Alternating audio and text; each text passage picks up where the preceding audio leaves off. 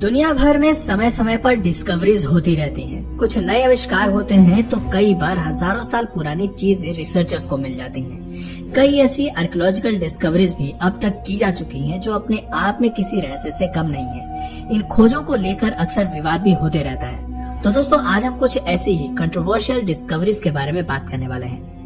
Infant Buddha. साल 2018 में दो फिल्म मेकर्स ऑस्ट्रेलिया में एक डॉक्यूमेंट्री फिल्म बनाने की प्लानिंग कर रहे थे। इसी बीच उन्हें शार्क बे पर मेटल डिटेक्टर की मदद से एक खोज की। शार्क बे एक वर्ल्ड हेरिटेज साइट है जो वेस्टर्न ऑस्ट्रेलिया में मौजूद है। उन फिल्म मेकर्स को एक मिंग डायनेस्टी के बुद्धा का स्टैचू मिला जिसने कई सवाल पैदा किए। पहले ऐसा माना गया कि शायद भ्रमित करने के उद्देश्य से ये स्टैचू ऑस्ट्रेलिया लाया गया होगा। वो कोई बुद्धा का साधारण स्टैचू नहीं था, बल्कि एक बेबी बुद्धा का स्टैचू था। सवाल ये था कि आखिर वो ऑस्ट्रेलिया पहुंचा कैसे। रिसर्च में वो स्टैचू रियल पाया गया और पता चला कि वो स्टैचू चाइना में मिंग पीरियड 1368 से 1644 के बीच का है। स्टैचू का वजन 1 किलो और लंबाई करीब 15 सेंटीमीटर है, जो ब्रॉन्ज का बना हुआ है। फिलहाल ऐसा माना जाता है कि मिंग डायनेस्टी के कुछ एक्सप्लोरर्स ऑस्ट्रेलिया गए होंगे और उन्होंने ही वो स्टैचू वहाँ छोड़ दिया होगा। Pharaoh medallion. इजिप्ट के इतिहास में राजा को फराओ कहा जाता था। अखीनातेन की गिनती सबसे मिस्टीरियस फराओ में की जाती है। इसी फराओ का एक मेडालियन यानी कि गले में पहनने वाला पदक मिला, जिसने हिस्ट्री एक्सपर्ट्स के सामने कई सवाल पैदा किए। अखीनातेन का इतिहास काफी कंट्रोवर्शियल माना जाता है। वो तूतनखामेन का पिता और नेफरतिती का पति था। अखीनातेन का बॉडी स्ट्रक्चर महिलाओं के जैसा माना जाता है। जो मेडालियन उसकी बॉडी से प्राप्त हुआ है उसके ऊपर फ्लाइंग सॉकर और यूएफओ जैसी कुछ आकृतियां बनी हुई थी। इन फोटोज में स्पष्टता के साथ कुछ भी कहा नहीं जा सकता, लेकिन एक्सपर्ट्स उसे एलियन से जोड़कर देख रहे हैं। क्या धरती पर पहले कभी एलियंस आए थे और क्या धरती पर एलियंस ने राज किया, इस पर आज भी विवाद जारी है। The gate of the gods. Lake Titicaca South America की सबसे बड़ी फ्रेश वाटर की झील है। इसी झील के पास एक रहस्यमय स्ट्रक्चर है जिसे अर्मोमुरा और गेट ऑफ द गॉड्स या भगवान का द्वार कहा जाता है। साल 1996 में पहली बार इस गेट की खोज की गई थी। यहाँ 2 दरवाजे हैं। एक बड़ा दरवाजा जो 7 मीटर लंबा और 7 मीटर चौड़ा है। इसी के बीच एक छोटा दरवाजा भी बना हुआ है। ये दरवाजा 4000 साल पुराना बताया जाता है। 14th और 15th सेंचुरी के दौरान यहाँ पर इंका सिविलाइजेशन के लोग रहा करते थे। इस साम्राज्य के लोगों का कहना है कि इस गेट का इस्तेमाल भगवान किया करते थे। वे धरती पर विजिट करते और अपने किंगडम्स का दौरा किया करते थे। कुछ लोगों का मानना है कि इस दरवाजे में सुपर नेचुरल पावर्स हैं और पहले के समय में लोग इसकी मदद से दूसरी दुनिया में ट्रेवल करते थे। तो वहीं कुछ लोग इसे एक टाइम ट्रेवल का दरवाजा भी कहते हैं। इनका साम्राज्य के समय में ये पूरी तरह से एक धार्मिक स्थल मानी जाती थी।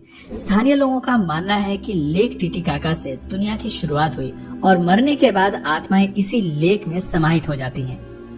Tomb of Jesus. आप क्रिश्चियन हो या न हो, लेकिन आपने जीसस के क्रूसिफिकेशन के बारे में तो सुना ही होगा। जीसस को किस जगह दफनाया गया था इसका उल्लेख कुछ पुरानी किताबों में दिया गया है। हालांकि वो किताबें जीसस के क्रूसिफिकेशन के कई सालों बाद लिखी गई थी, लेकिन उन्हें आज भी पुख्ता प्रमाण के तौर पर देखा जाता है। बताया जाता है कि पत्थर के अंदर मकबरा खोदकर जीसस को दफनाया गया था।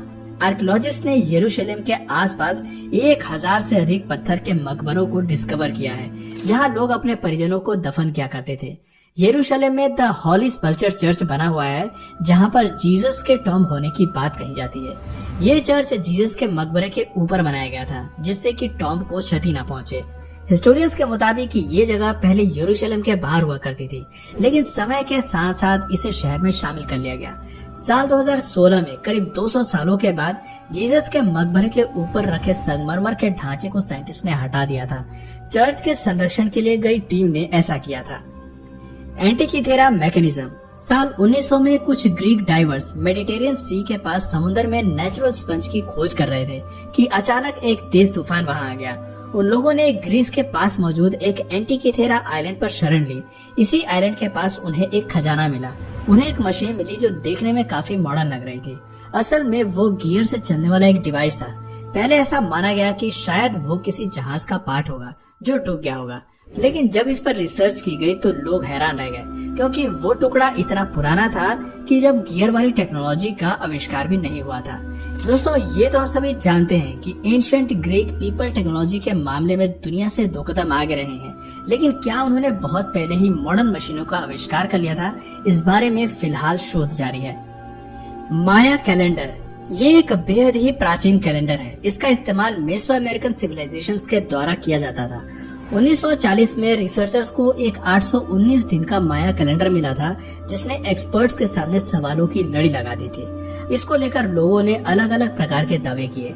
अंत में ऐसा कहा गया कि ये कैलेंडर प्लैनेटरी मूवमेंट से संबंध रखता है। असल में ये माया कैलेंडर 40 से 45 सालों के रिसर्च के बाद बनाया गया था और कैलेंडर में अलग अलग प्लैनेट्स के लोकेशन और मूवमेंट के बारे में भी जानकारी दी गई है, जिसे अभी तक पूरी तरह से डिकोड नहीं किया जा सका है। सबसे दिलचस्प सवाल ये है कि प्राचीन समय में बिना आधुनिक टेलीस्कोप के लोगों ने प्लैनेट मूवमेंट्स कैसे ट्रेस की होगी।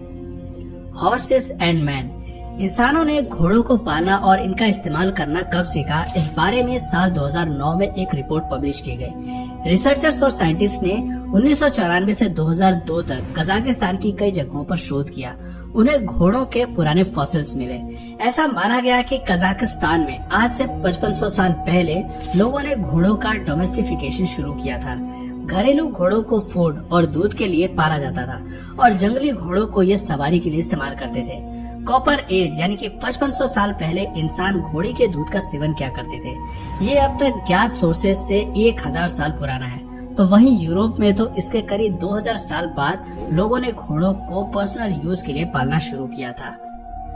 डेकालोग स्टोन ये एक विशाल स्टोन है जिसका पूरा नाम लॉस लूनार डेकालोग स्टोन है। ये न्यू मैक्सिको के साउथ वेस्ट में पाया गया था। इसकी खोज साल 1880 में फ्रैंक हिब्रन द्वारा की गई थी। करीब 100 सालों तक इस पर किसी ने ध्यान नहीं दिया। साल 1985 में आर्कियोलॉजिस्ट ने इसमें दिलचस्पी दिखाई। असल में इस पत्थर के ऊपर कुछ इंस्क्रिप्शंस हैं जो इसे खास बनाती हैं। इस पर क्या लिखा है ये आज तक साफ नहीं हो पाया। कुछ लोगों का मानना है कि इस पर एक बाइबल की 10 कमांडेंट्स लिखी हुई हैं।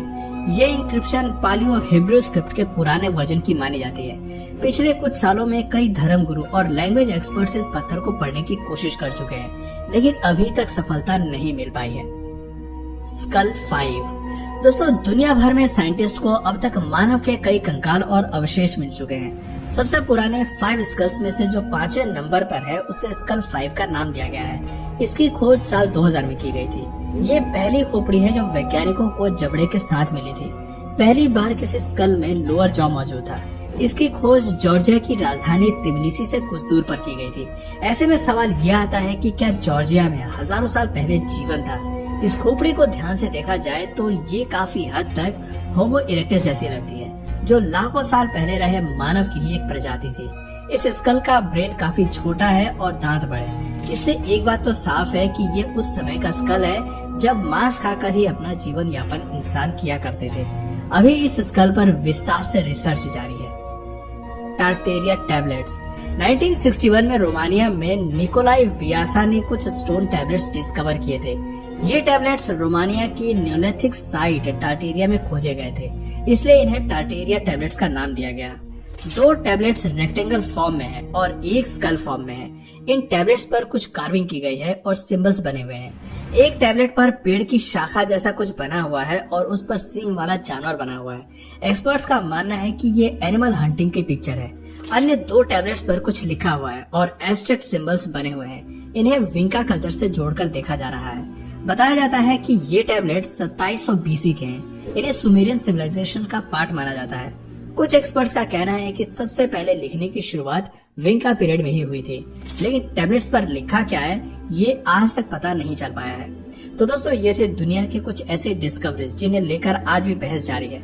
एक्सपर्ट्स अब तक इन सभी डिस्कवरीज को लेकर एक फैसले पर नहीं पहुंच पाए हैं, लेकिन उम्मीद है आने वाले समय में साइंटिस्ट और रिसर्चर्स इसके गुत्थे सुलझा लेंगे और जल्द ही सभी सवालों के जवाब भी मिल जाएंगे। आपको इनमें से कौन सी आर्कियोलॉजिकल डिस्कवरी सबसे ज्यादा पसंद आई नीचे कमेंट सेक्शन में जरूर बताएं।